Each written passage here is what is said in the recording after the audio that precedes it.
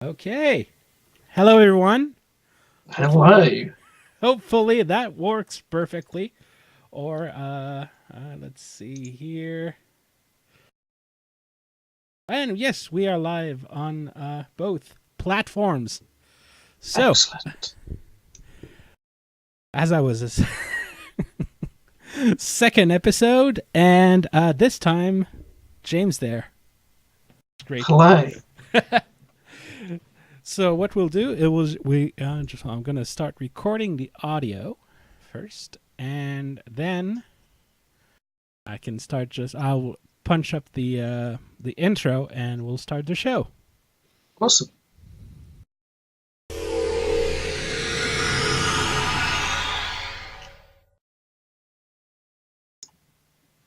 Well, hello everyone. Welcome to Treksphere Live.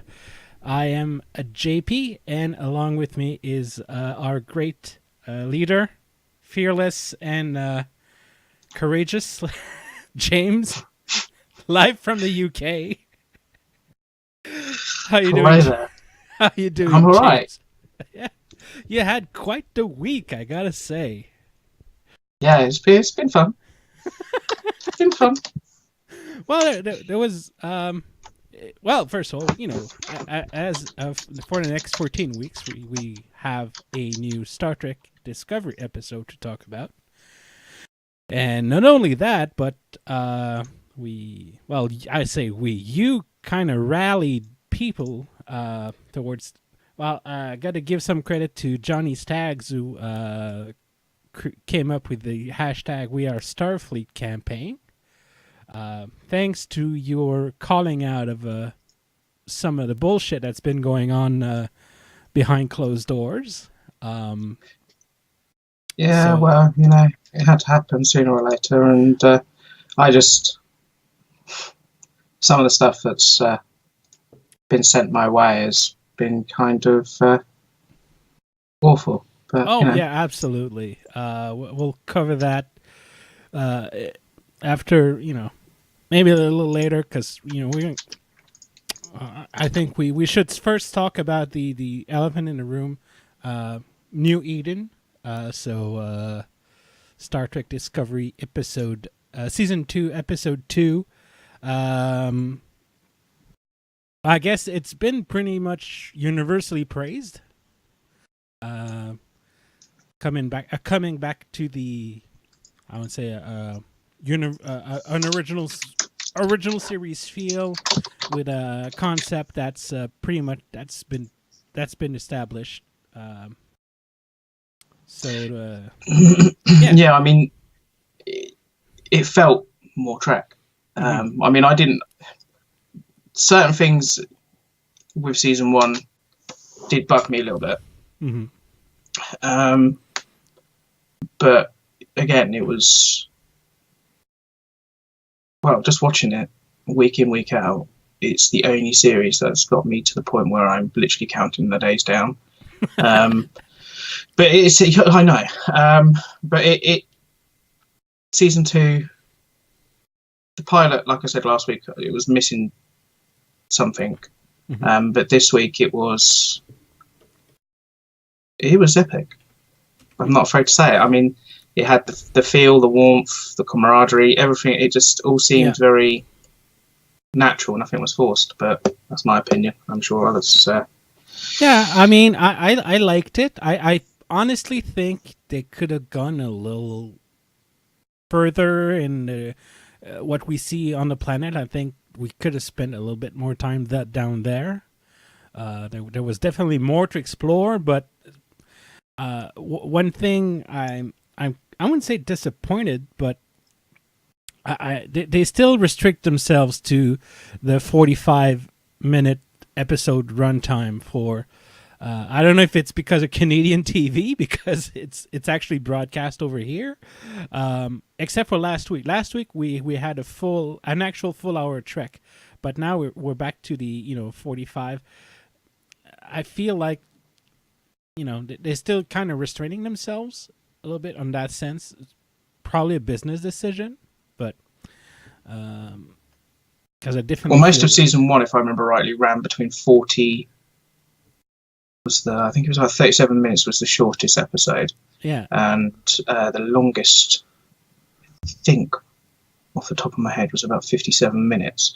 So, I mean, it's entirely possible that throughout season 2 that they'll do it very, very similar, Mm-hmm. that you will get different lengths depending on the story and stuff like that. I mean, the shortest episode was, I think, the second episode based in the Mirror universe, where nothing really happened. Oh, yeah. It was really short, that episode. Yeah, and then we found out that Lorca was from the Mirror universe, and then it just kind of like ended. It was just like, okay.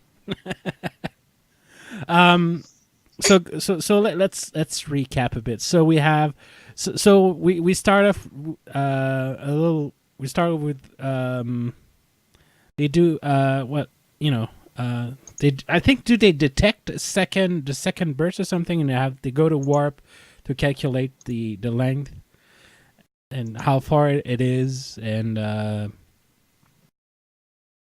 Yeah, they jumped into warp to find out where it was, and then we had, I don't know whether it was to troll the people that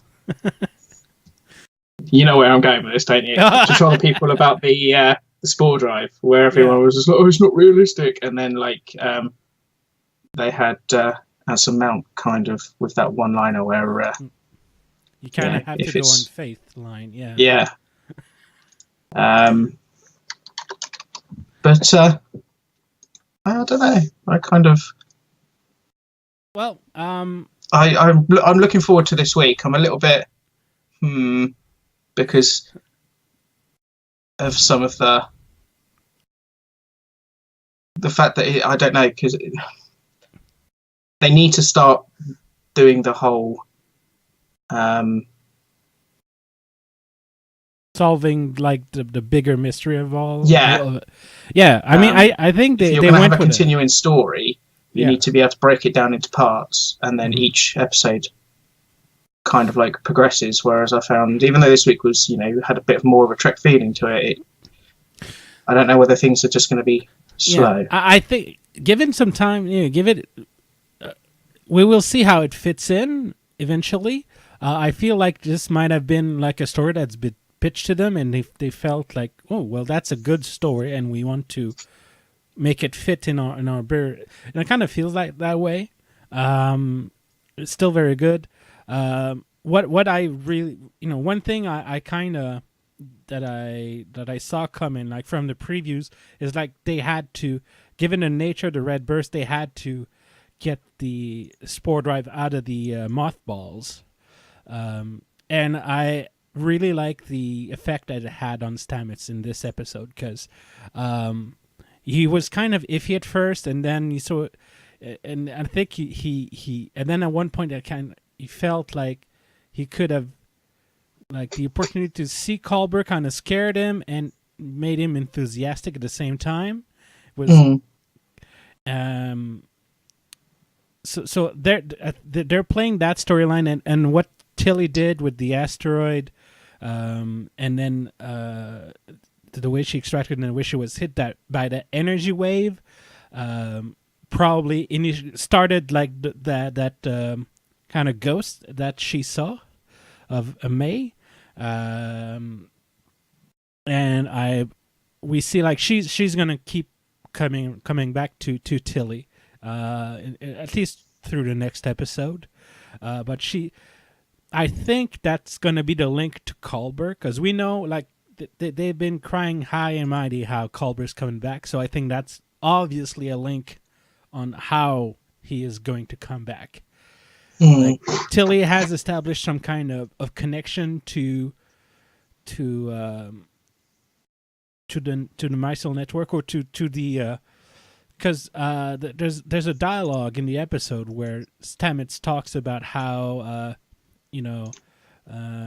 nothing's lost, and like you just go on the other side when you die, or something like that, and how the way he saw Culber after Culber died, and how he helped him out. So I mean, there's not there's no dialogue wasted in the episode, and especially there, they're definitely setting up to the Culber revival, or resurrection. Yeah, I mean, I kind of am curious about how they're going to bring it back. Yeah. But then on the other hand, providing it's done in a decent way, I don't really think that there's going to be too much of a problem. But I hope it's not like space magic, because I think that would just... No, I honestly think the way they're setting up, I'd have to re-listen, rehear, watch again, or the dialogue. But the way it's spoken, there's there's enough room to play in with what they set up to, to have him come back. That's for sure. And as for Down on the Planet, I was a little disappointed in, as I said, they could have done a little bit more. And one thing they could have done a little bit more, I think they could have used Owusu-kun a little bit, because she was supposed to show them how to act, or in a Luddite collective, and she basically just served to unlock the sliding bolt. I was but then again, so many missed opportunities in Star Trek. If we start keeping account, we'll still be here tomorrow. Yeah, I mean, there is the whole... I don't think really they know what to do with some of the characters. I mean, this season we might see a little bit more of them, and hopefully get some more dialogue from them. But because I think mainly because they focus on Burnham, which isn't a bad thing, and Saru, and more of the top level characters. I just hope we get to see a little bit more of some of the background characters. But I gotta say, go ahead. Sorry. Well, which, if I remember rightly, we were assured that we'd get to know a little bit more. Mm-hmm. In what regards, what they... more of the interaction of what they are about and who they are. And I had a lot of people complaining that we never really knew much about them in Series 1, which we didn't. And then when Season 2 came about with the roll call, I saw a lot of condescending things. Oh, we finally got to find out their names. It's like, well, no, their names were there. Yeah, and we knew their names throughout Season 1, but I think it was a case of, because they weren't really utilised in Season 1, no one really cared. So I'm kind of hoping that doesn't happen in Season 2, and we get but then see a little bit more. Yeah, but I think it's kind of like the bridge officers on the Enterprise D, or like on the Defiant, or there's a lot of them that we were interchangeable. Like the bridge crew that we have now has had more line than a lot of the helmsmen on the Enterprise D. So unless you take into account Wesley. Well, yeah. But the most memorable helmsman of the Enterprise, other than Wesley Crusher or Geordie LaForge in Season 1, would be like Ensign Sue in not Skin of Evil, Arsenal of Freedom. You had the two junior officers, and like you had Geordie LaForge kind of mentoring them, which it's another missed opportunity. Would have been great to see them in future episodes. Like if this was a 21st century show, those two characters that Geordie coached in Arsenal of Freedom, we would have seen them like in future episodes. There would have been, I'm pretty sure there would have been like some kind of arc about like how that would have helped him get to engineering, chief engineer, and gain leadership abilities and stuff like that. But I mean, don't forget from Season 5 onwards, you had Ro as well. She was quite a stable character. But she wasn't in as many episodes as we think she was, though. Like I think she was probably in less than 10. I'd have to check my sources. Just hold on. Let me. Your sources. Memory alpha. I know what you're thinking. I have sources. Yeah, no. I have inside sources. But yeah, Trek01 on YouTube says, yeah, Detmer Donuts. Gotta say, Detmer got a little bit more. I wouldn't say interesting, but she had interesting reactions. Even though it probably didn't deepen her character, still enjoyed the interaction between her and some of the other bridge crew. I think her reaction to when Tilly was like, donuts in a starship, that was... Yeah, you're gonna donuts in a starship! Yeah. It's like, ah! But yeah, Ensign Ro, 8 episodes in TNG total. So that's 7, really, then, if you take into account. She was in Series 7, and then she left. Yeah, so she was in Season 5, she was in 1, 2, 3, 4, 5, 6 episode, the Rascals episode in Season 6, and then Preemptive Strike. Yeah. Funny how memory works, right? You had this character that, but how can I say? You have this character that marks the imagination, and then you kind of remember her being there for the whole run, but it was just a handful of episodes. It's down to the writing and the acting, those. There you go. And I gotta say, Michelle Forbes definitely earned her pips during those episodes. One thing, there's one thing I found really interesting, because here in Quebec we have in Quebec it's broadcast in French. I also watch the English version, but I usually try to watch both. And Awosekun, in English, she said she was brought up in a non-believer, or as a non-believer or non-believer Luddite community, and in French they actually use the word atheist. Really? Yeah, I That's think interesting. I think it showed a little bit more balls than. Because I know that word probably is, I wouldn't say taboo in the U.S., but, kind of scares people a little bit. Especially when we talk about religion and atheism versus religion, that whole thing. It's still kind of a big... Whoa. I think we lost James here. There's a network connection issue. Trying to get him back on the line.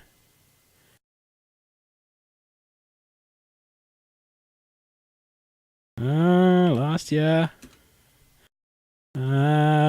Sorry, folks. Shouldn't be too long. Okay, we'll try to get him back on the line.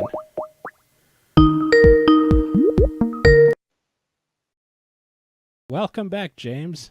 I'm here. So I was just saying, it's just like, yeah. You still there? Gotta love Skype. Oh, yeah, I know. Here. Can you hear me? Yeah, I can at least hear you. I can replace you with stock footage if you want. Yeah, why not? Oh, I gotta love Skype. That's awesome. Yeah. I know it's probably taking a big toll on my bandwidth right now. But yeah, so what we were saying is, like, yeah, I really appreciated, in at least the French version, to be ballsy enough to use the word atheist. But I know, like, especially in Quebec, it's not that big of an issue. So, yeah. I'm not quite sure how people in the UK would react to something like that, to be honest. From personal experience, people have their religions and have their faiths and stuff like that, but they're not as hard. Like, people don't drive. I don't know how to say it without sounding really bad. it's not such a big thing here. You know, people do go to church on Sundays and things like that, but Yeah. Okay. it's not as It's not as much of a thing as it used to be. yes, pretty much. Yeah. Everyone's got a right to, you know, yeah, the freedom of religion and everything like that. But I do think it's not so much of a big thing here. But I could be wrong. But then that's because I'm not very religious. Yeah, I guess neither of us are. But yes, so I was just like appreciating the fact that the French actually used that unholy of terms. But yeah, the interaction, having Pike kind of be there as the kind of, I wouldn't say represent religion, but he definitely had like it was interesting when he corrected Burnham. It's like, this is not a building, this is a church. Like, I know some Trekkies probably kind of felt weird having someone having religious, like not someone, but a human in Star Trek having religious sensibilities. I know it kind of struck me as weird, but you know, I got used to it pretty quickly. But and then you kind of, you know, religion can, as much as we want to, as much as Gene Roddenberry's future and everything, you know, religion will still be a part of our lives 300 years in the future. Well, yeah, I mean, you just got to look at some of the episodes of TOS for that. Obviously, they had the episode Balance of Terror, I think it is, where they had a wedding ceremony right at the beginning of the episode, and then you've got 7 seasons of DS9, which is full of religion. So yeah, there's that. I'm just saying, TOS definitely had some human religion, but I think they were more a sign of the times than anything else.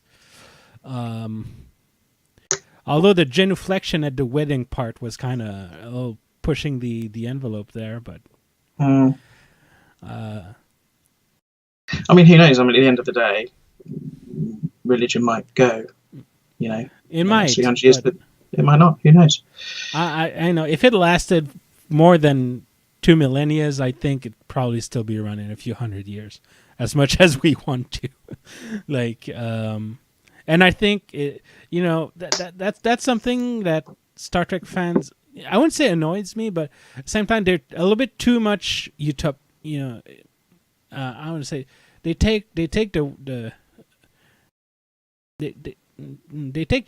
Roddenberry vision trademark a little bit too close to heart, and like there's no religion on Earth, and no, it's just like they finally managed to know how to separate religion from professional work or from your everyday life. And I think one big takeaway for me from this episode was where they went to, I guess you could call a Bible, and it was a mixture of all religions. It wasn't, it was almost to say that we're no different. You know, no religion is more important than the other. No religion is different than the other. We all are the same. And I think a lot of people seem to think that the one thing about Discovery is it throws in the face of many things, but the messages are there. You just got to see it. I mean, prime example. I mean, series 1, everyone was like, "Oh, it's too dark,"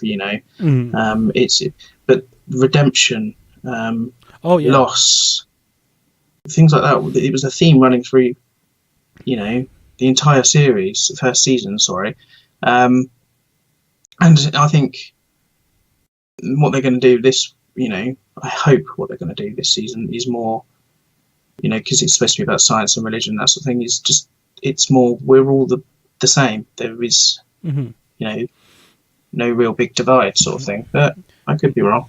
Yeah. Although one interesting take I got from the community on the planet is like they didn't reject science. I didn't expect that. I kind of expected, like, say, when she said if science is my religion or something, I expected them to be against it or to show some disdain or something. But no, I they still were wise enough and open enough to to accept that science is a thing. It just like something they accepted to lose or accepted to part with due to their circumstance, I guess we could say. Yeah. I don't really like to harp on about religion too much, to be honest about it, because... But that's the whole point of the episode, though. Yeah, no, I know that. It's just, for me, I'm a firm believer of you believe what you believe. Mm-hmm. And at the end of the day, if you're religious, you're religious. If you're not, you're not. But honestly, so I think the episode kind of showed the best religion can be, in a way. Like, they didn't show like religion. One interesting thing is that they didn't show it as a bad thing, which would have been something that would have been really easy to do. Like, oh, the religion is stopping them from learning the truth, or there's like the red angel or whatever alien that hid them from the truth. Or no, it's just like they chose their truth, they chose their religion, they chose to live as, except for the part where they transported to another planet. But beyond that, I mean, I was really impressed. They avoided a lot of traps that could have been they could have easily walked on. Yeah. The interesting thing is see how they'll evolve science versus religion throughout the whole. Yeah. But so far, it's looking good to me. Yeah, I mean, one of the best things for me as well was it had natural humour in it as well. There was nothing in it that seemed forced. One of the best things about it was where Burnham said, "Lucky I was raised on Vulcan, we don't do humour," or something along that. And that actually made me laugh, because it was just, not only was it, kind of an off the cuff sort of remark, but it was very natural. But interesting. Got Tales from Sile Wrench, saying like he's an atheist from the dead center of the U.S. and nobody cares. The press calls us the Bible Belt and totally full of it. Well, I guess, well, being outside the U.S., we only see what the media or what we can see. So it's hard to go to the personal level at some points. We always see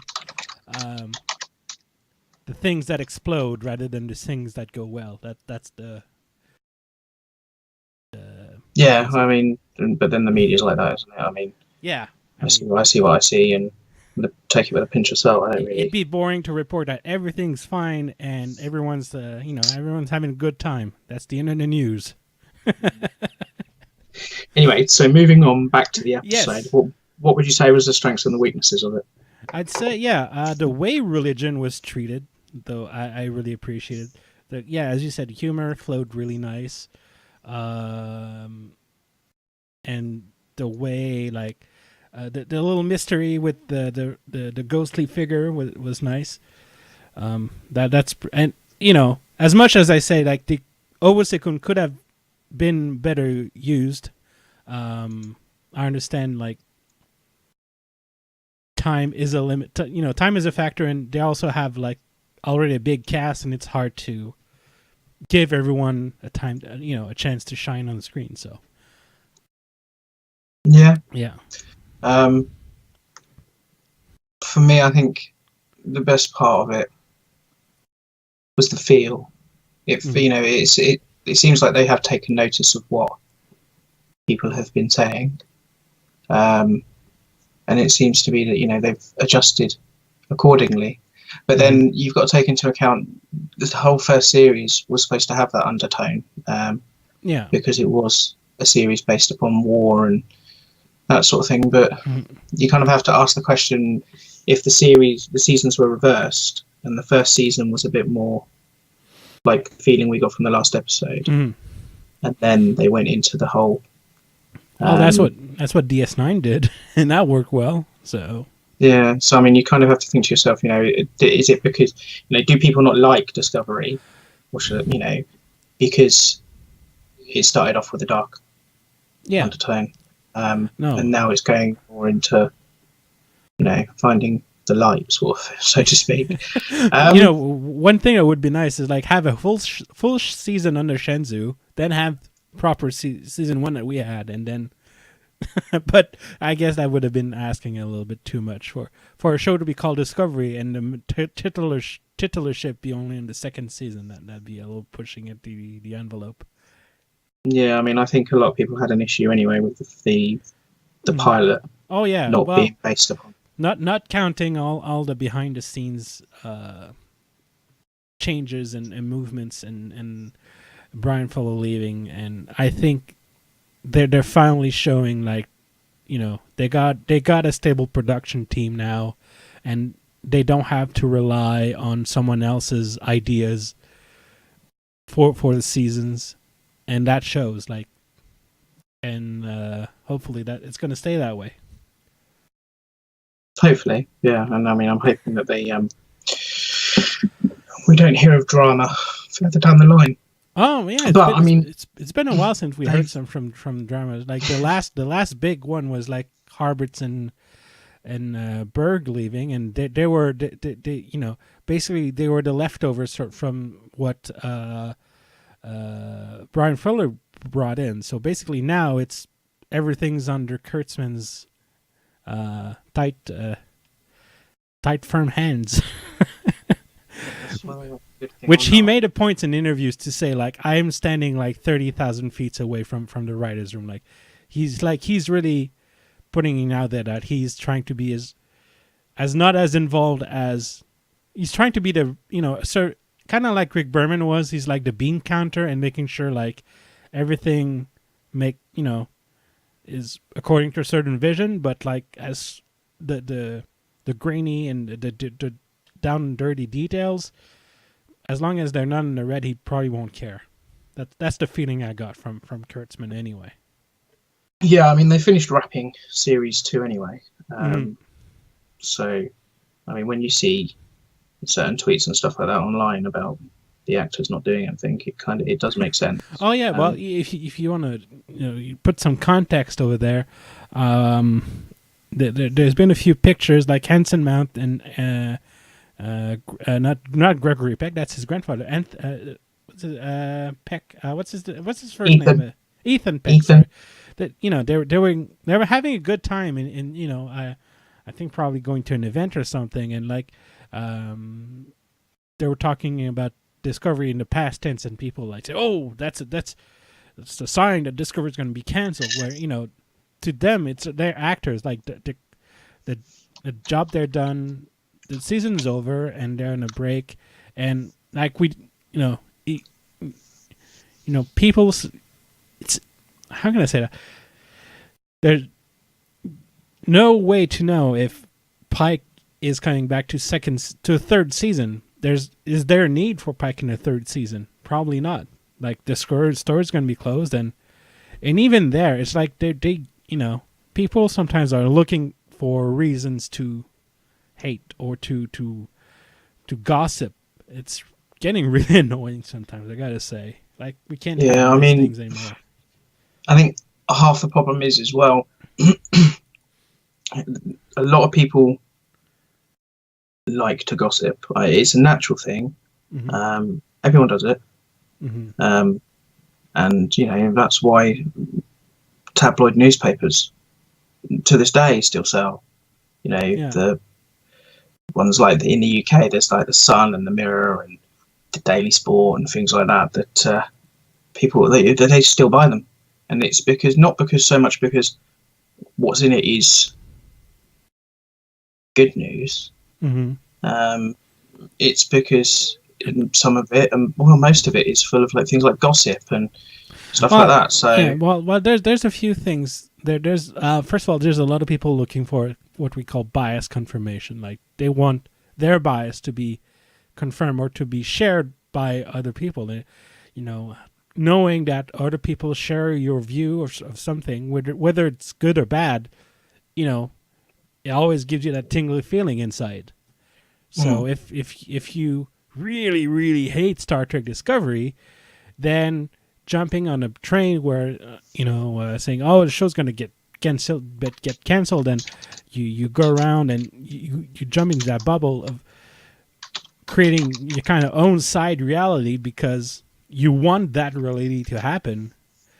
While, it's kind of sad, but that's the way it works, I guess. that's Yeah, I mean, I take most of it with a pinch of salt, to be honest with you. Yeah.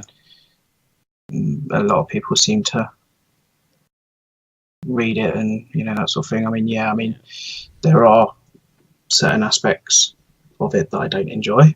And whenever I see something that is potentially BS, I will call it out. But that's just the way I am.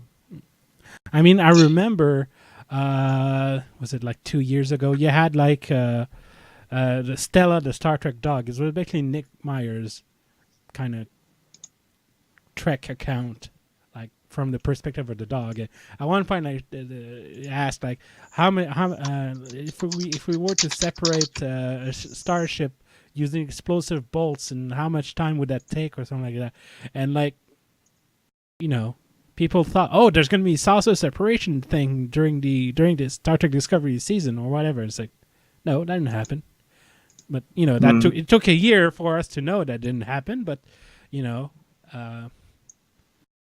sometimes you got to, relax and take a step back and say, they're just actors and it's a job.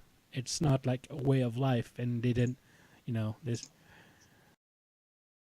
You sign up first, you sign up to Star Trek as an actor first, and then eventually, if you wanted to, it can become, part of Star Trek can become part of your life. You want to sign up for all the conventions. I know Jolene Blaylock doesn't, T'Pol. T'Pol. You barely see her around conventions. She basically, obviously said, she doesn't. Avery Brooks the same, and he hasn't done anything since 2008, I think, something like that. Wow. And he wanted no part of the well, documentary. because he felt like he had said everything that was said. He's still following the development of the documentary, but it just like it's he's how can I say that? He's not. Well, involved. Plus, he's I mean, he's a professor now, doesn't it? I mean, he's a he teaches and that sort of thing. I mean, I don't think he does anything to do with entertainment and anymore.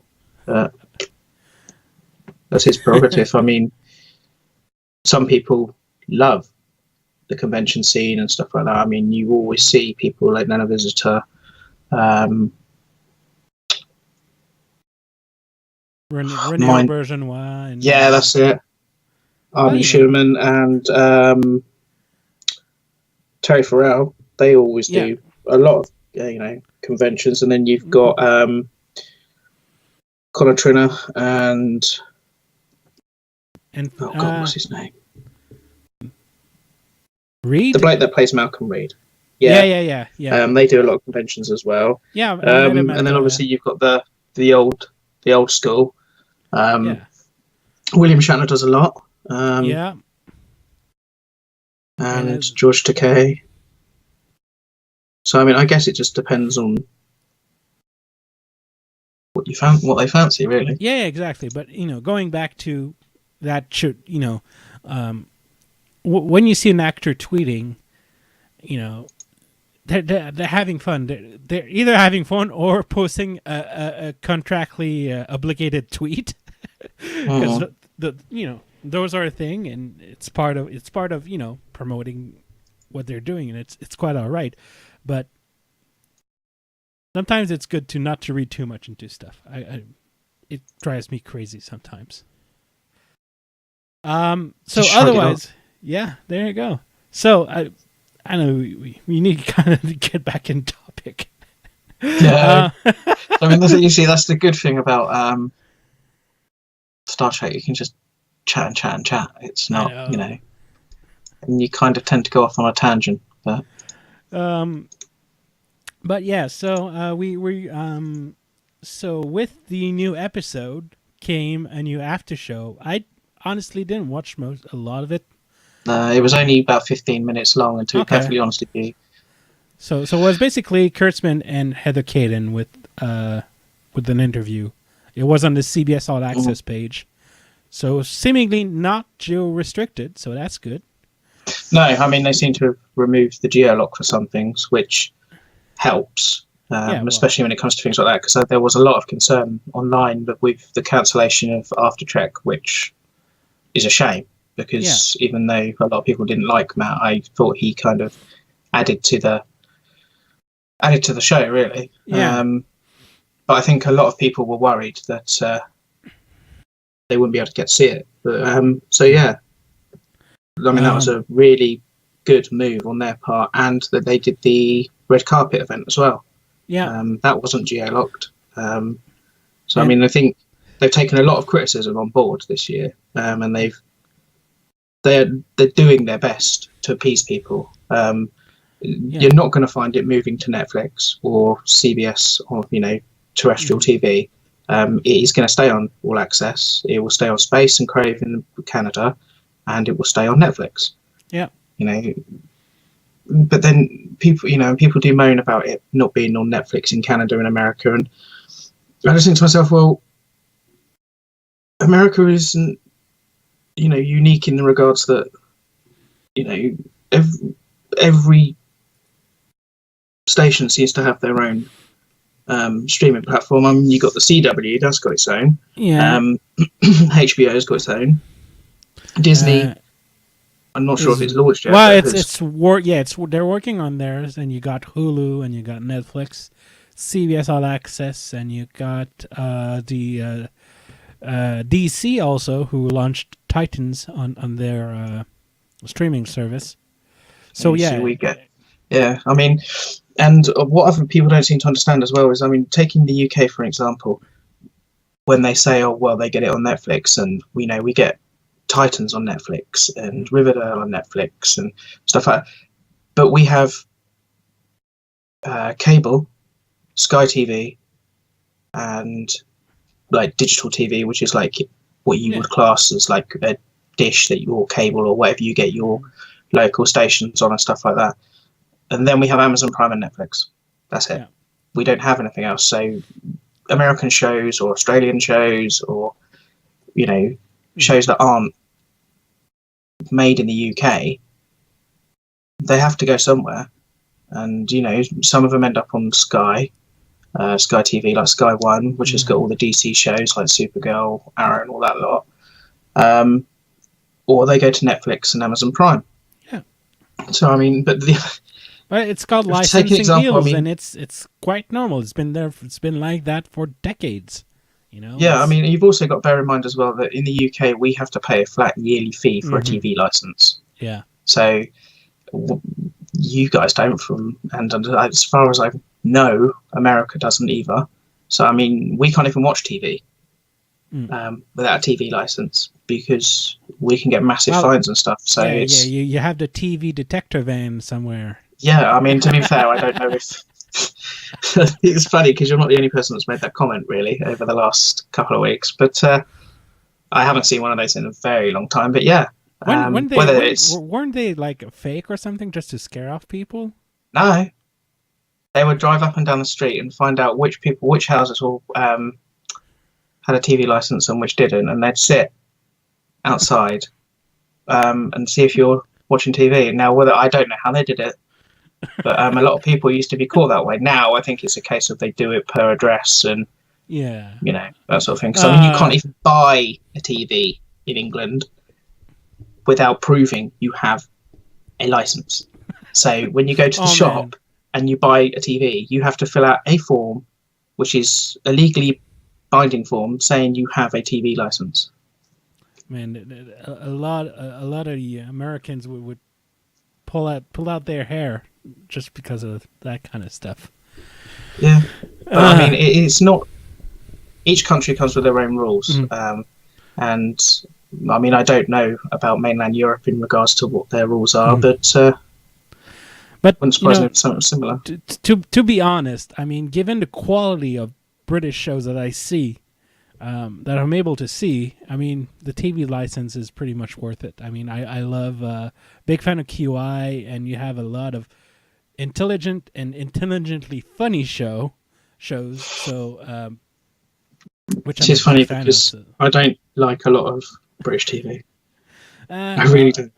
It's kind of like when you with tourism, like I as a resident of one place, you don't go to the tourism to the tourist spots. So you don't get to like what comes from your own culture sometimes, because you're so much in it. You want to see some other stuff. I don't know. Anyway, back to the Aftershow. I know. Topic. I do really think that they need to look at it, because I watched it hoping it would kind of mirror Aftershow, but it really didn't. It was kind of awkward to watch, to be honest. Okay. In the comments, I mean, the new host, she did a good job. Tried to keep it up, lively and upbeat and everything like that. But three stalls sat in front of a green screen. Because you compare that to what they did with Aftershow, and I mean the sets for Aftershow weren't big, and that sort of thing, but it just seemed a little bit more enjoyable. I mean, even if I just don't. I think one of the issues with Aftershow, I think, were flying the people in and out of New York. I don't know why they filmed that in New York, but it was filmed in New York, and they had to fly people from all over to be on the Aftershow show. So I don't know. I think it was filmed in New York because Canada is same time zone. Yeah. So either there would be no issues with closer to Toronto, or don't know, to be honest with you. I think it's the same. Yeah. I mean, New York is in the same time zone as well, basically me in Toronto. Yeah, I mean it's Eastern Standard Time, which is New York, isn't it? Yep. So it would make sense that it was filmed. But I guess like the studio stuff and probably cost money, and I don't know. We're doing exactly what we don't want to do. Is reading too much into. No, I mean, but we're just like we're not reading too much into it. We're just dissecting, aren't we? I mean, it's not really.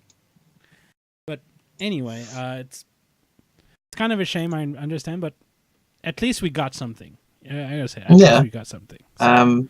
I think that was another concern as well. A lot of people were worried that we wouldn't get anything.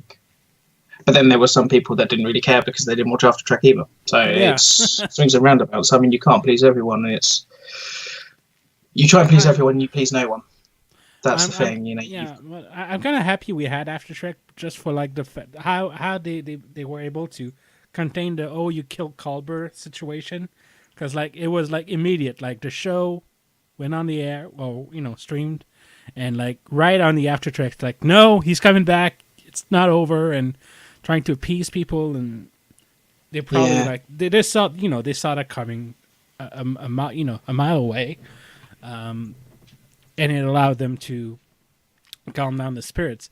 Now that the live stream is going to be like a day after U.S. and Canada airing, they won't have how can I say, there's going to be more of a, because when that happened, they were able to immediately crush the fire, like just like as Aftershow aired, and like because it was aired directly after the episode was over. Now we have like a 24 window where like Twitter can go crazy, and then it's going to be harder for them to contain whatever drama is going on. But I mean, you got to understand. I mean, one thing that a lot of people don't see it at the same time as Canada and America. We get it in the UK about 8 o'clock in the morning the next day. Yeah. So it's about 8 hours, something like that difference. So one thing I think you'll find that annoyed a lot of people was they find out these things either by Twitter or social media or whatever as soon as it happened. They'd go on the other. Quite often that I would go on Facebook and avoid all the spoiler posts and everything like that. Yeah. And then someone would be like, "Oh, on After Trek they said this." It's just like, okay. But at least it allowed them to, quell some questions like straight off the bat. While, I don't know, we'll see. Hopefully there won't be so many dire questions to be answered. I mean, we didn't get any after shows back in the 90s, so, it'd be kind of sad to have to rely on them nowadays, so... Yeah, I mean, after shows seem to be a new sort of thing, don't you? I mean, you've got them for Westworld and Walking Dead, I think, has still got and one. They even tried it for Stranger Things, but since the show was dropped all at once, it was kind of weird because you would binge the whole season, and then you would watch a whole season of the after shows. So it's kind of, at least if they could have weaved the after show, or there'd be an option to weave like the after show with the episode you just watched, that'd be a little better. But is it? I thought it was still going. Stranger Things, yeah. Yeah. Stranger Things season 2 happened, and when I mean the whole season dropped at the same time, and so did the after show. But I thought you meant they cancelled it, because I'm just on Netflix now, and it's season 3 coming 4th of July. I was just really? Yeah. Have they cancelled it? No, don't worry. But, it's still a thing. And now they're going to the mall. Still a thing. I don't watch it. But then having said that, there's no saying that I won't watch it. It's all right. I've kind of taken to watching really obscure things recently. I've binge watched Once Upon a Time. Ooh. Yeah, it did not appeal to me when it first aired. But I was just going through Netflix and just like... and Sonequa was in a season, I think, of that show. Yep, series 6 or 7, I think. Yeah. And I didn't know. It was completely wow. Okay, when she turned up and stuff. Mm-hmm.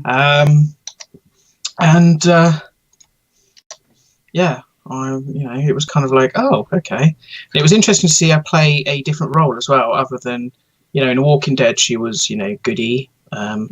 In Discovery she's Goody stroke Mary Sue, depending on who you talk to. It was really good to see her play something else. So I've just sent you a picture. Okay. If you could put that in the... Yeah. I got it here. Yeah, Agent Maria Hill. Yeah. Let me just pull that up here. Here you go. Kind of looks pretty. I just want to prove a point. Okay, go ahead. Make your point. I'll wait for it to come on screen first, because I don't know whether we're lagging because we're streaming on two things. Oh no, that's not. No. That's not what I wanted to do. Okay. No, not that one. Did I send you that picture? No, it was. Yeah, no. It wasn't. I didn't send you that picture. You sent me that picture. Sorry, I got confused. I'm. Yeah, there when you go. When did I send you that? You didn't send me that. It was next to your message, and I kind of saw double there. Because I was thinking to myself, wrong series completely. But yeah, there you go. So yeah, you have the Netflix screen there. Yeah. Depending on who's watching, if anyone's watching at all, you might just want to zoom in there. Mm-hmm. And third one along after The Good Place. What's trending in the UK? Oh, Star Trek Discovery. Or Carmen Sandiego. Now, there's been a lot of no one cares, it's never trending. Yeah. But, there you go. And again, it's the search for confirmation bias. It's like, well, since there's no data, then my point is valid.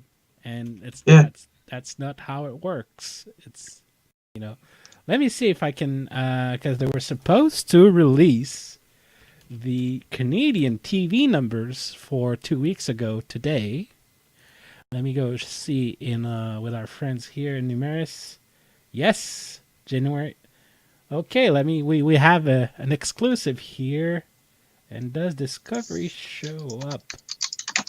It is not showing up. I'm a little disappointed, but it is still like the top 30. So we got The Big Bang Theory, The Good Doctor, Young Sheldon, The NHL, The Rookie, New Amsterdam, NCIS. Saturday Night Live, Murdoch Mysteries, the most Canadian show of all. Yep, a little disappointed, but then again, I am not surprised.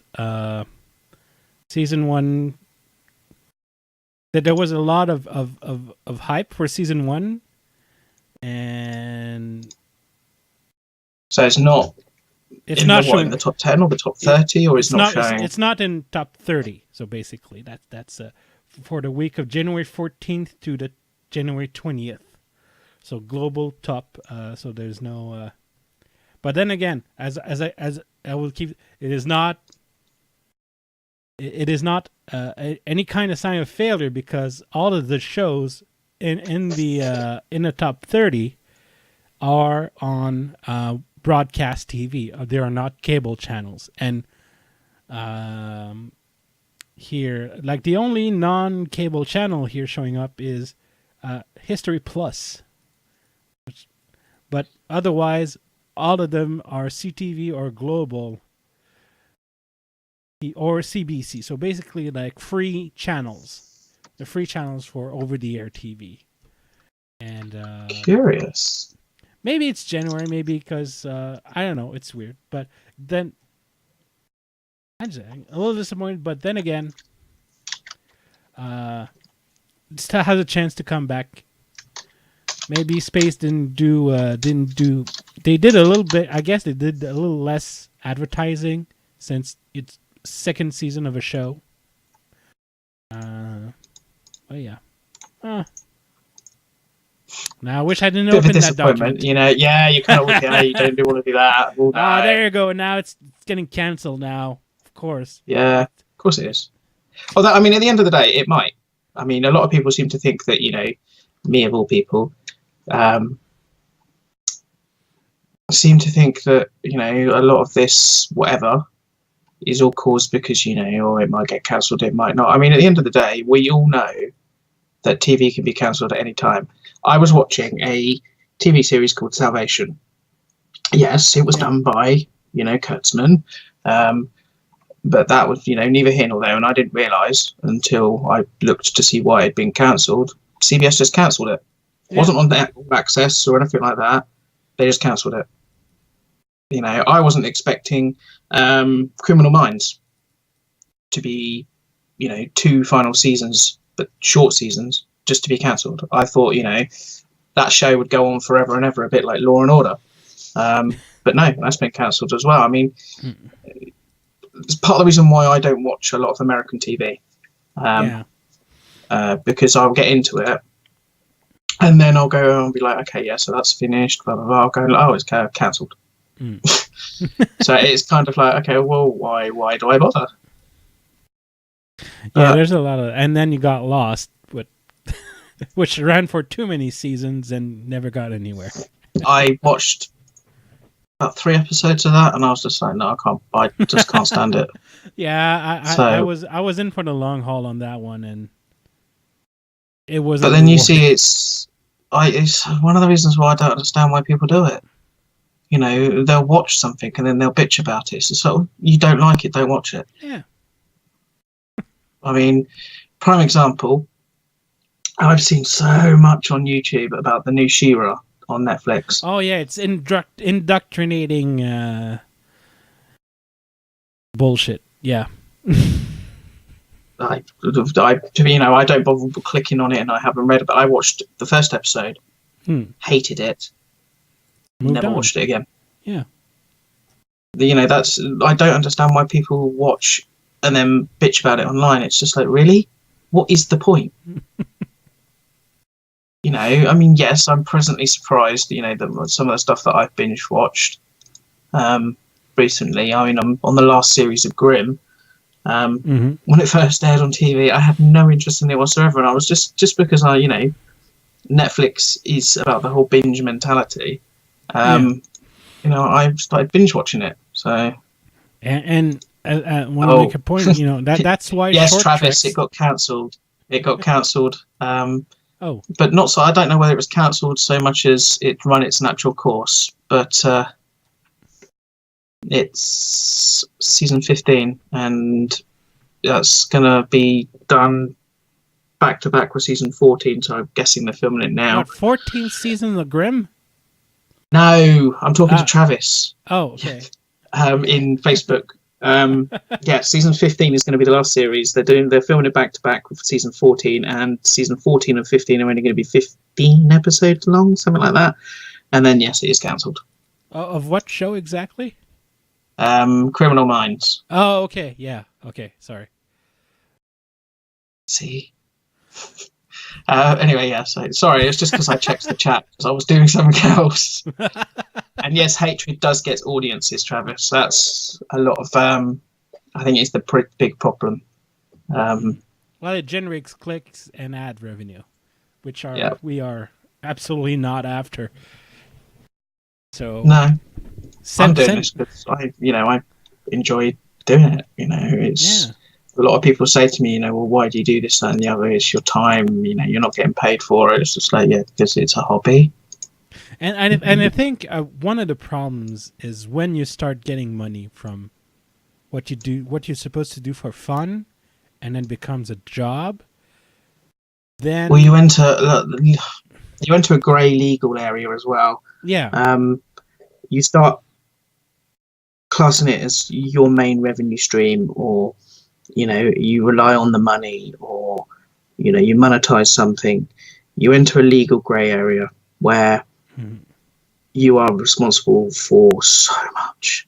It's quite scary because when I launched my website, I didn't have ads on it or anything like that. And I still don't have ads on it. I hate ads, but I do have affiliate adverts in regards to, you know, you go click there and I will get something like 1% or something of what you buy. Yeah. Like for prime example, I sold about $500 worth when Star Trek Discovery first came out, on DVD, Blu-ray, and everything like that. $500 worth, and I got $10. Oh, wow! Yeah, so you know it's that barely pays for even just the domain name, the yearly domain name registration. To be fair, I mean, one thing and don't get me started on the whole Amazon thing. I can't get it in pound sterling. I can only get it in US dollars. Oh. So it's anything that I get sits in my Amazon.com account, and I'm just like, okay, I can't really do anything with that because you know I live in the UK. But never mind. You know, for that actually, there's a warehouse service. We can have stuff shipped in a warehouse in the US and then like forwarded back to you, but it'd be for something that's really, really impossible to get otherwise. Maybe I did that for a lot of my fabrics that we had for my absolute beautiful Skent costume and upcoming Enterprise cosplay. Oh yeah. So it's a forwarding service. So that really is great for stuff like when you see like will not ship to the US, then you can like have stuff shipped there. It's called of course I forgot the name now. It's gonna come back, but basically you have stuff shipped there. Viking ship. It's VYKA, but basically Viking with a Y.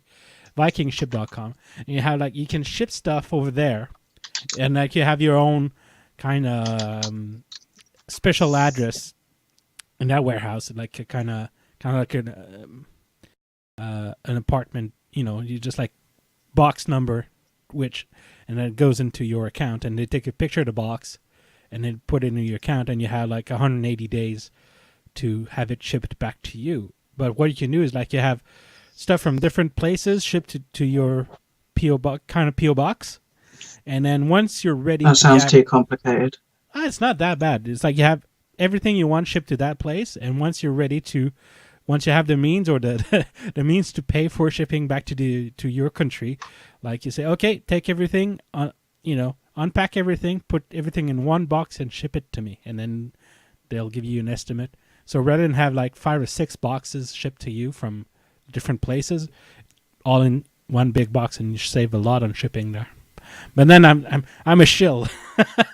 Starting to sound like a shill, but really came useful for our cosplay projects that we're working on. Yeah, I can't. Yeah. No, sorry. Just too much hassle. If I can't order it and get it directly sent to my home address, I can't be bothered. All right. So, any other subjects? So we're talking about the after show, and then recap news. Is there any newsworthy things that?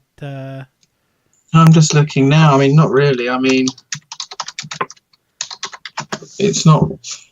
There's not really been much out this week, to be honest with you. I mean, last week we had all the news. Regarding the new series and stuff. I mean, I'm just looking now. I mean, I mean, there's a few clickbaity things. There's a James McAvoy talking about what he would like for young Picard series, but then again, it's like woulda, shoulda, coulda. It's nothing. It's not. Yeah. It's not even real news. It's just like clips from an interview with fantasies. There's some bits about like how the short treks animated will be in a different style than the main Lower Deck series, probably produced by the same in-house CBS animation studio that they just launched, but it's going to be in a different style. So, yeah, I'm kind of interested to know why they're doing the new load of short treks as in like animation, whether it's cost cutting or maybe they want to break in the anime. Maybe it's breaking the animation team. You got to think they're starting a new animation studio. And right now they're probably busy writing the scripts and doing some concept art, but not much animating. So to get some stuff going in the, I wouldn't be surprised if they just use here's some short tricks that would probably be too costly to do on a tight budget for 15-minute shorts, and that's going to come into the budget of the animation studio as like kind of training or like getting things up, or there's probably a few creative accounting ways to do. Yeah. That's how I see it. There's, detractors would say, "Oh, well, because they canceled Discovery and the sets are being torn down right now because they're going to replace it with Section 31 show, but they're not going to tell us right now." Well, I'll tell you what makes me laugh more than anything. I saw something the other day. I'll see if I can find a picture of it. Actually, it was quite hysterical. Where someone was saying, there we go, this is where my Facebook balls is up. Come on. Someone was saying, oh yeah, we'll hear about it soon. And then it was like, when, sort of thing, I think someone said. And then they said, it'll be within the next 2 weeks, the end of the month, or maybe before July. It's just like, really? Really? I'm not being funny. So, we're supposed to take everything that you say at face value, but then, you're like, maybe before July. But it might be within, 3 weeks. It might be like by the end of the week. It's just like, do they even realize how much space the Star Trek Discovery is using in the Pinewood Studios in Toronto?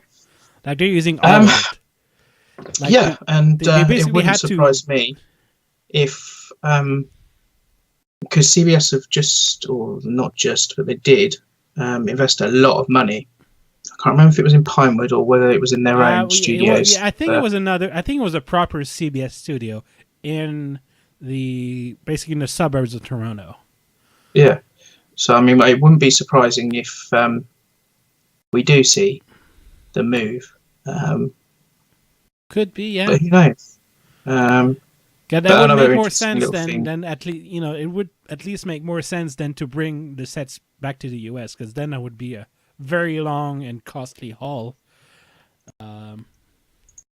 Yeah, I mean, there's been a lot of talk as well, both sides. So it's not just like, oh, we're anti-haters. Oh, stop.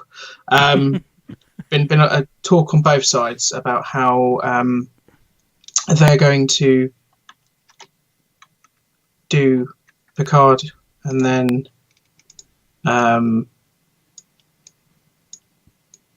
Picard in LA.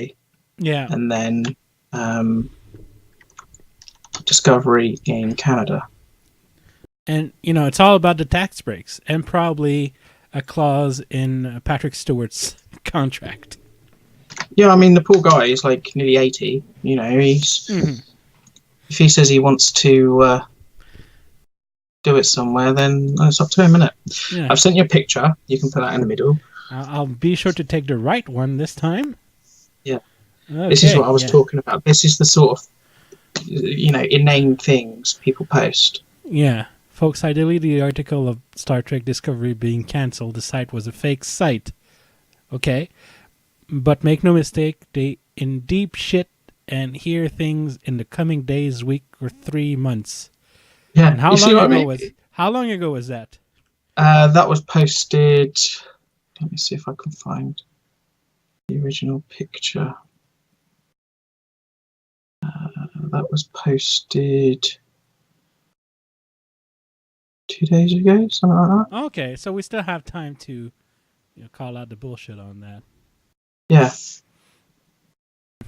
So it's just like, I mean, when that's the sort of thing you see online, you wonder why people call out the bullshit.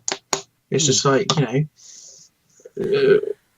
so I can't get my head around, like, that's like saying, how long is a piece of string? It's going to be cancelled, but how long is a piece of string? Well, it's like, well, if you're going to say stuff like this, you've got to be able to back it up. You can't just say, because there's nowhere in that does it say speculation, rumor, anything like that. It's presented as factual, and that I think is the biggest reason why people get antsy and call out the bullshit. Yeah. Speaking of, do we want to move to the main attraction? I guess. The main attraction, yes, yes. Okay, so this is gonna get a little ugly. This is what we talked about when we started earlier today. Basically, James got informants, or anyway, you got into places you shouldn't have on Facebook. No, I haven't. Basically, what happens is because I run the site that I run, and because they know that I'm nosy, I guess. Or as one person quite rightly just said to me, because you in like gossip, people send me stuff. I don't ask for it. I don't say, oh, what's going in what's and what's group. People send me, stuff. I don't ask for it. I will wake up. You got to bear in mind, most of these people live in America that send me this stuff, so I'm not awake. Please say United States, dude. Please say United States. Yes. I know there's some Canadians in that mess, but I'd feel better in my inside if you say. Well, I don't know who these people are. Yeah. I haven't gone, oh yeah, who are you? And clicky. Well, that's none of my business. And as you can see, privacy, big thing. I take people's privacy very seriously. Yeah. And I've not edited the name of the group out purely and simply because it's there for anyone to find. and the name of the group doesn't really say anything. But as you can see, all the pictures and the names have been edited out, so no one can be identified. Anyway, not the point. It also stops harassment as well. Yeah. Of these people from anyone who decides they want to. Basically, I get sent these sorts of things, and I'm just like, and this one, what really stood out for me about this was the term short bus to describe the short tracks. Now, do these people not realise what short bus actually means? Oh, they do. They absolutely do. But and these are supposed to be the real fans. Yeah. And, not the Drekkies, as they like to call us. This is so insulting. It is so insulting. It's, anyone that suffers from any sort of mental illness, any sort of handicap, disability, or anything like that, this is so... Well, I'm trying not to swear. Because it's just not right. Oh no, absolutely. And the thing is that they're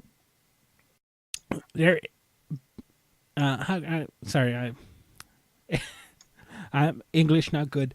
Not going in with good faith. Like, even if I'm sure, like, if they liked something, they will not. We'll see that later. But like, if you dare to say you appreciate something in Discovery, like, you'll get flagged and you get like torn down. But oh, all right.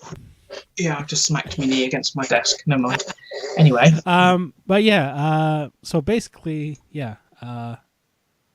Again, if you look at the comments, it's all again confirmation bias. It's like.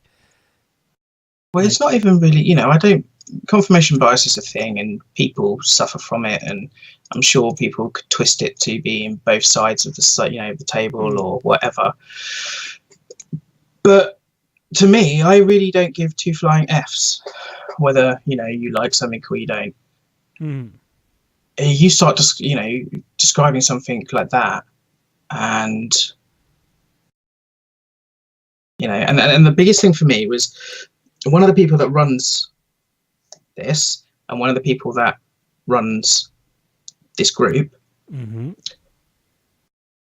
had the audacity to start on me, calling me all sorts of names and everything like that, saying in this group we don't stand for that sort, for derogatory or racial or anything terms, black and white. Yeah, I don't care whether you call someone the N word or the P word or whatever. Yeah, that just says a lot to me. But that it just hey ho.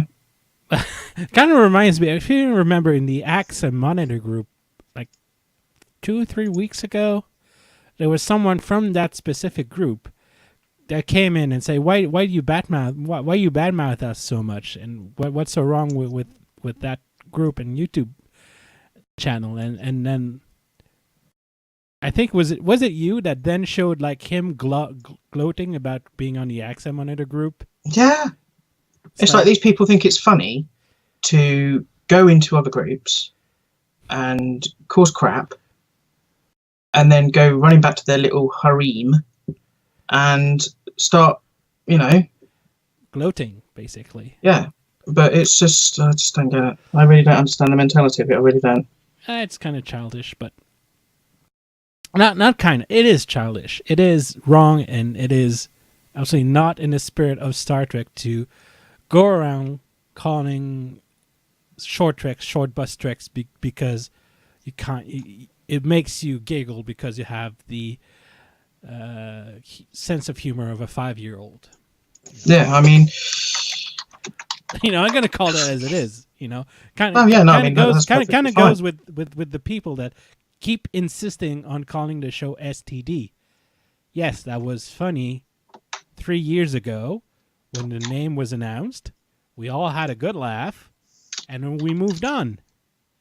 And then here's you still clinging to that name just to kind of prove a point, even though when factually they never used the ST in any of the previous show's abbreviations, and why should they start now?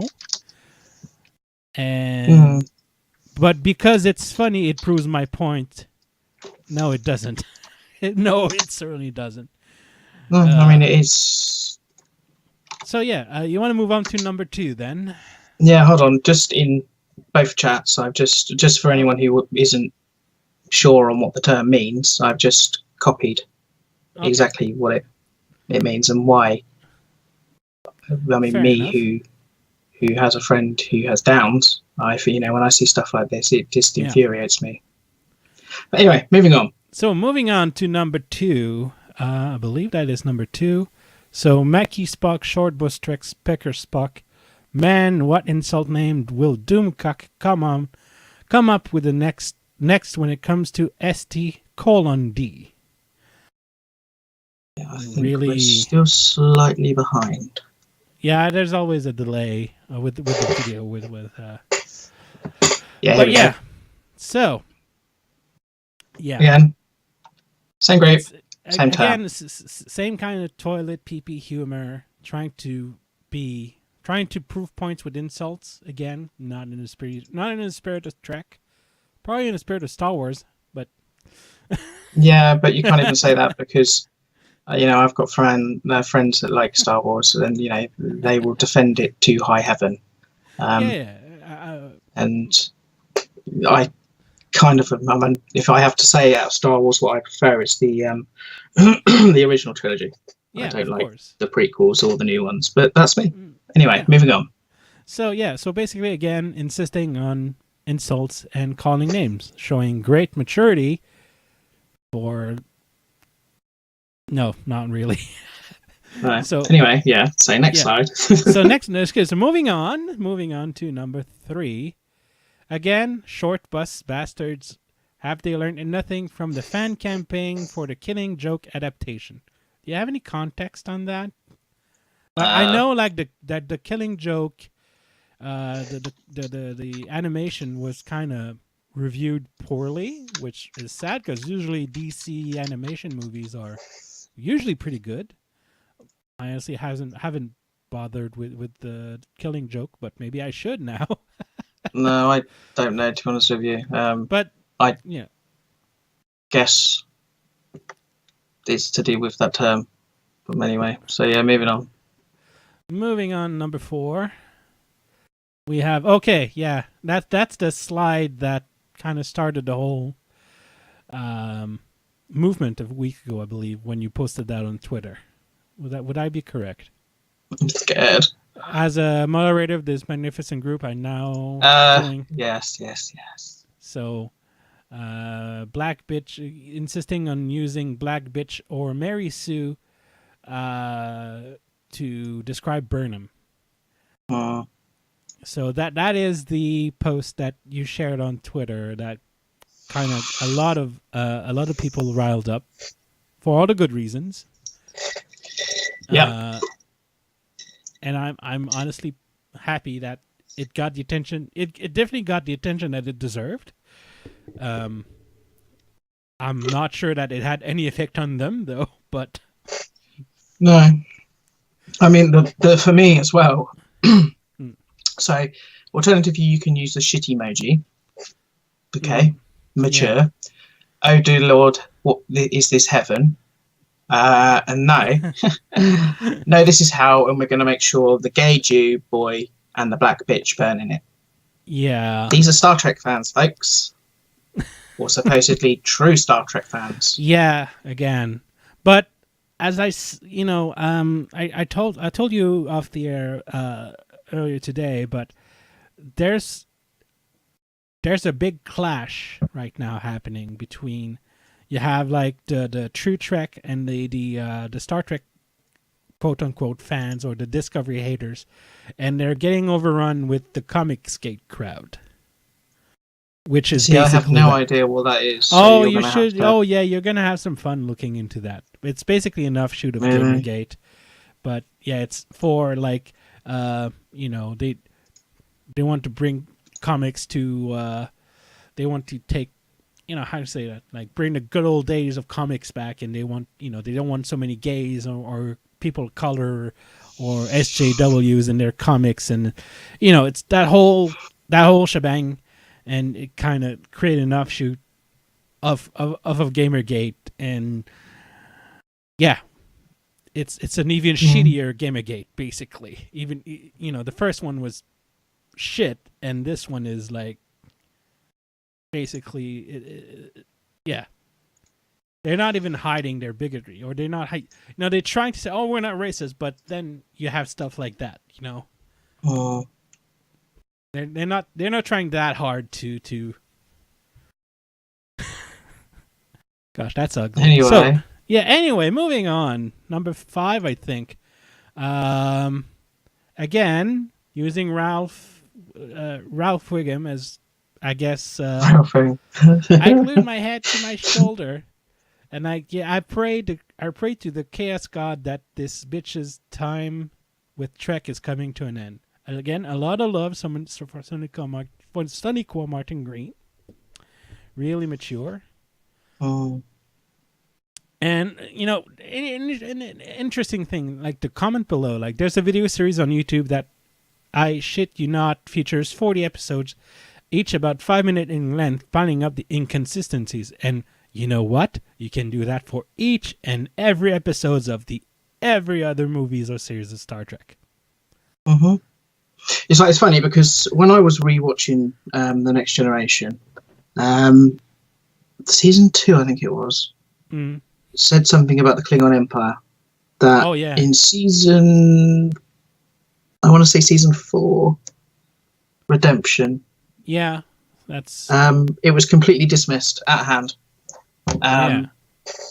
So it's just like the inconsistencies there. It's just like, everyone means that Discovery, for example, doesn't follow established canon, blah, blah, blah, blah, blah, blah, blah.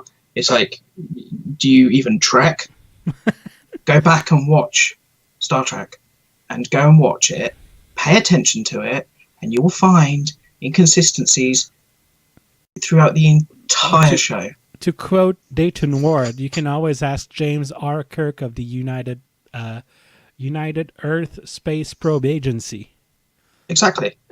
That's just a prime example. I mean, the Starfleet and the Federation were not even established when Star Trek started airing. So, or when when the first episodes were written, not when it was airing, but it was basically Gene Coon's idea. And again, that's a whole other thing, and I hope I can get a Twitter friend of mine, Mr. Colonist. What's his? Of course, sorry, I forgot. It's all right.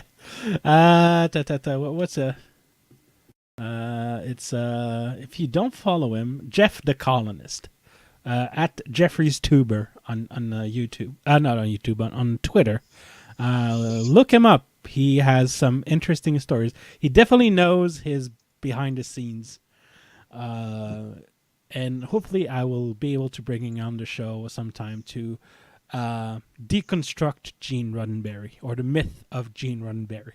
That's something I hope to be able to do in coming weeks, because those folks, well, maybe not those folks, but those people who don't like or use the Gene Roddenberry argument when hating on Discovery don't know what, they have the idealized version of Gene Roddenberry.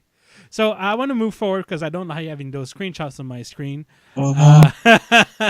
So there's an article here about how they tried out 400 Spock actors before casting Ethan Peck. And again, same kind of easy, low-hanging fruit kind of humor.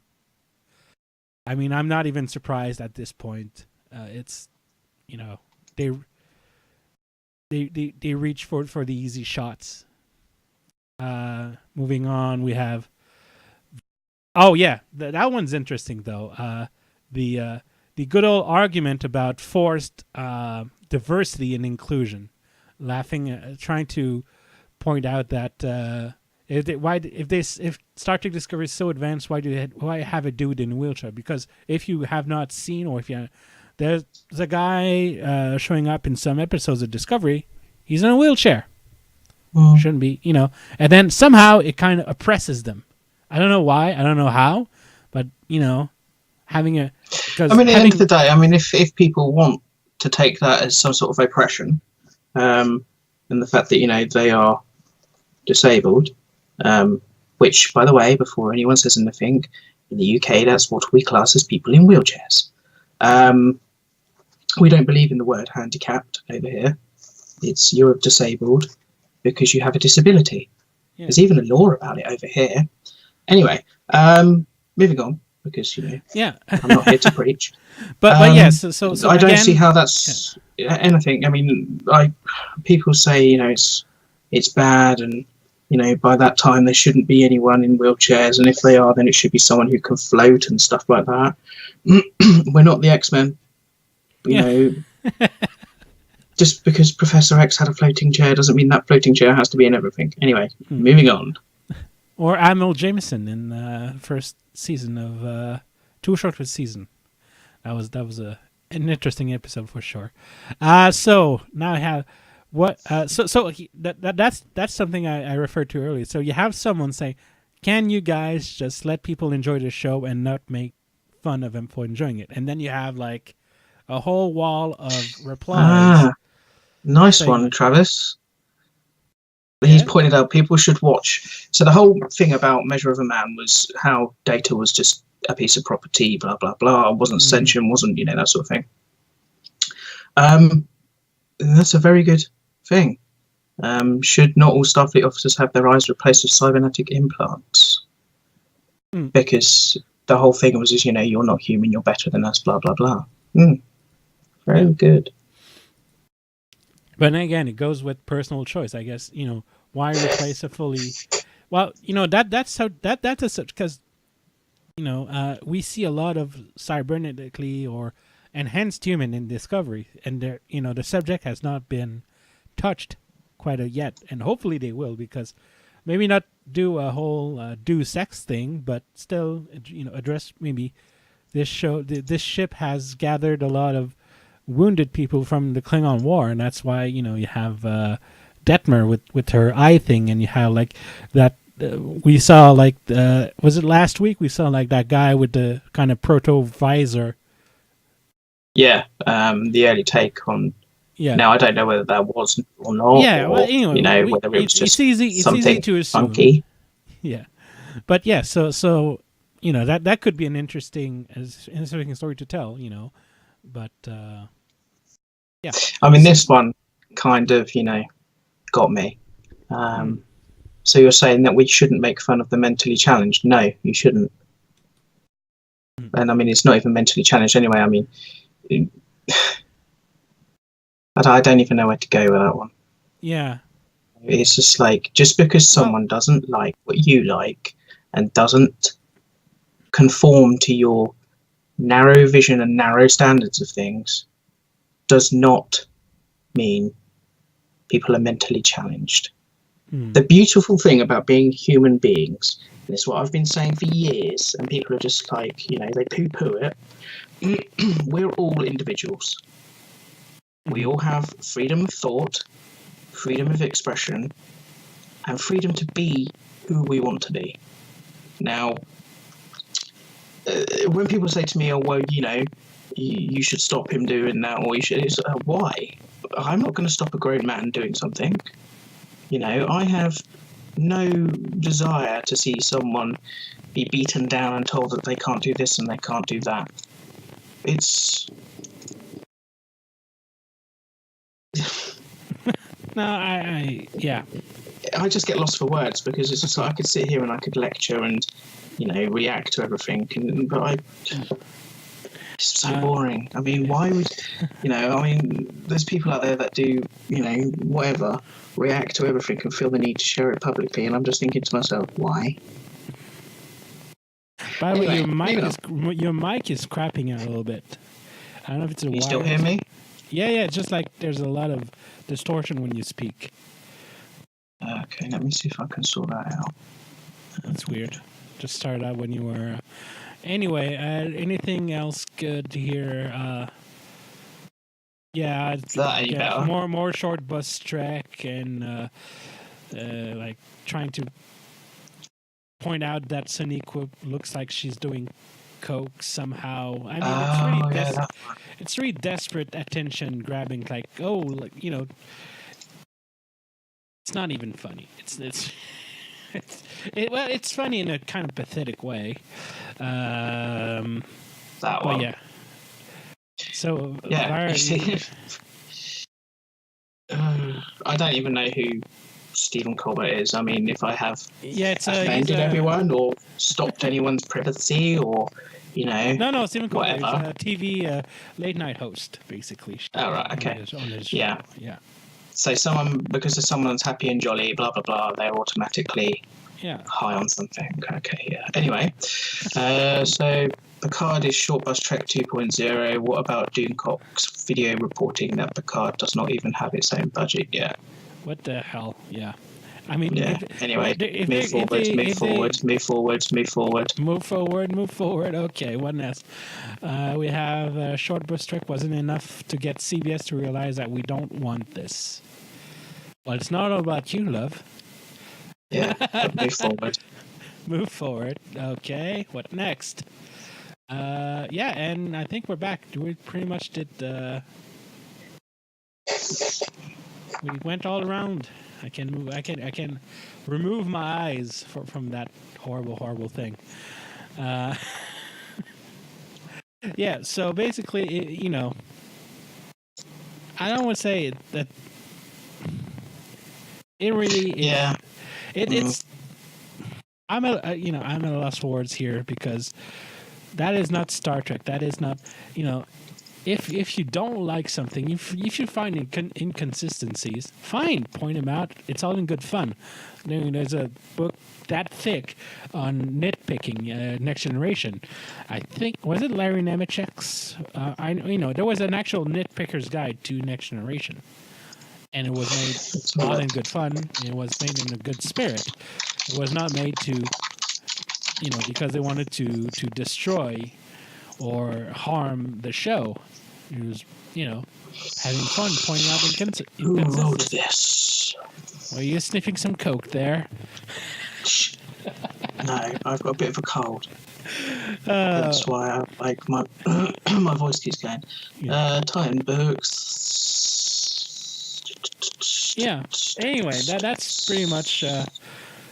I hope that in the coming episodes of our show, we, won't have to go through. Oh no! I mean, this was just simply because it needed putting out, that sort of thing. But anyway, so moving on from. By the way, just want to say hi to Jim from another great podcast, Trek Talking Beyond. Guy met him at Trek on the Roga, the annual convention. I will keep shilling. The one thing I will be shill for is only the Star Trek set tour, because they're the closest Star Trek thing to where I live. But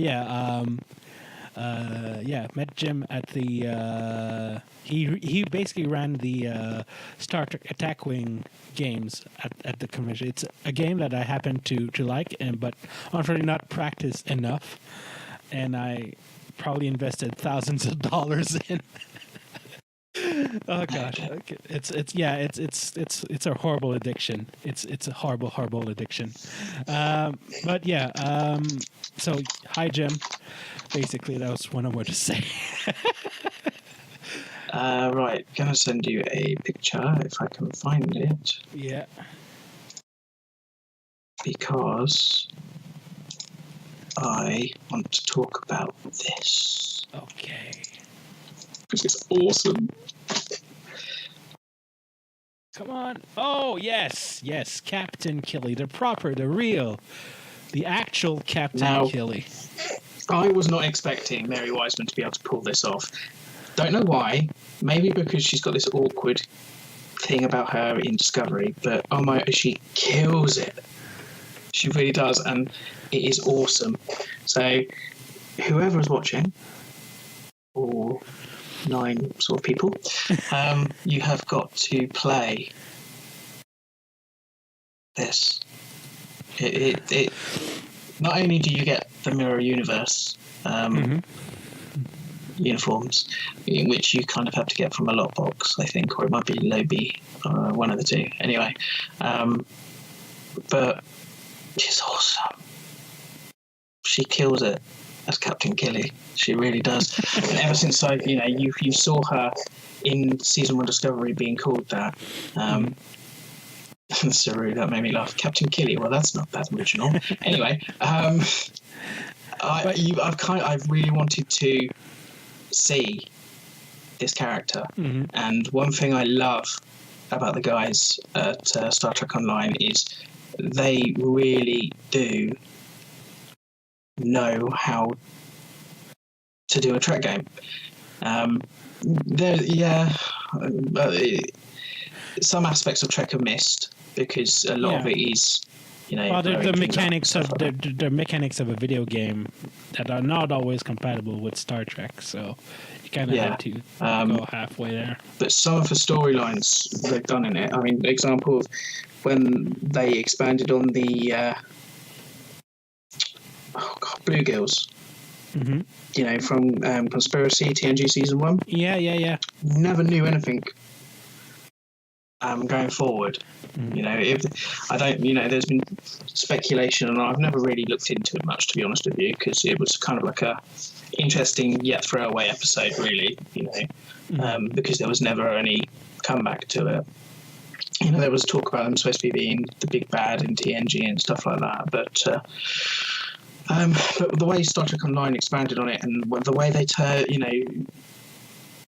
weaved it all in with the story, and because the Iconians were using them to control people, because the Iconians were coming back. Sorry, by the way, if anyone hasn't played the game, but that was about 3 years ago.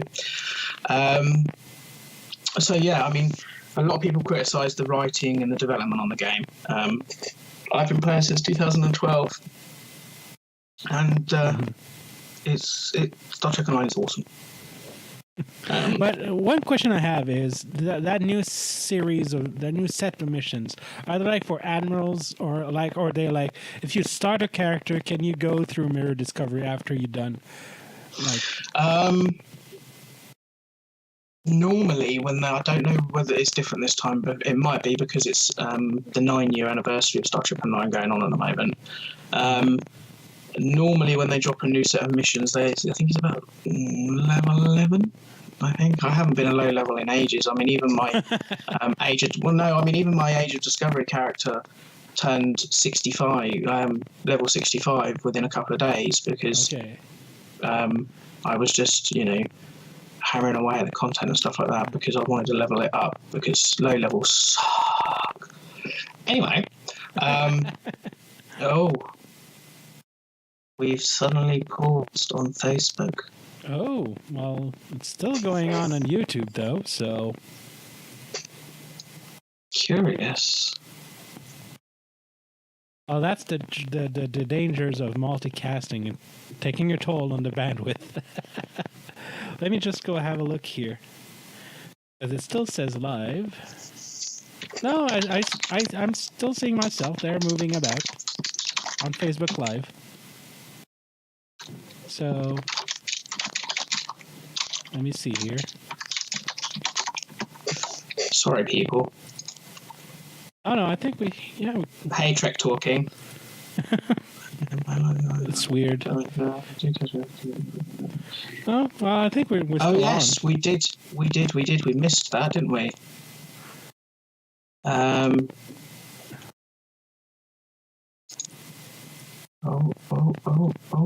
Okay. Are we live? Is it working? No, we seem to have stopped. Anyway, we're still live on the YouTube, so we'll keep going there. Anyway, the show was pretty much... we pretty much covered all the points we wanted to talk about. Hopefully next week we'll get more people to join in. Yeah, I was going to touch on some other things. Okay. I guess we're running almost 2 hours. Yeah, we don't want to run for too long. Keep some material we can always stream another day. I mean, it's free internet. We can stream whenever. Indeed. So, anyway, running over 2 hours is, we don't want to be that guy or those guys, you know. Yeah. Oh, that sucks. I'm not live on Facebook anymore. Oh, well, never mind. I was having fun there. Yeah. Oh, apparently we just. I'm so confused. So hold on. We are live, apparently. Yeah. We're back live on the Facebooks there. Oh yes. Hello, people. Sorry. Oh, that's gonna be awkward. That was me closing the window on Facebook Live, thinking, "That's all right. We're not live. No one cares on Facebook anymore." Me paying attention to YouTube. I'm doing the streaming. You're just watching. You're providing the numbers. Nah. Anyway, am I James, watching? Am I watching? Really? I thought I was in the back end, so I wasn't. Oh well, never mind. So I will say good night, James, because it's pretty late over there. And yes. As I said, as we said, anyone interested in being on the show, you're welcome. Just don't be an asshole. Basically, that's all we ask, and we'll be happy to have you with us to provide us with different points of views. Well, yeah, I mean, it's like I said last week. I mean, anyone's welcome. Just don't be a dick, basically. That's anyway. So yes, we've been saying that for like a few times, but let's cut it out. So James, have a good night, and talk to you. You too. If not next week, maybe a little earlier. If you want to do another special on those subjects you held back on today.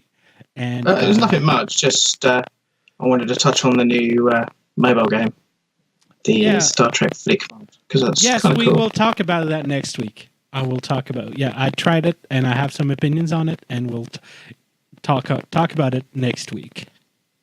Awesome.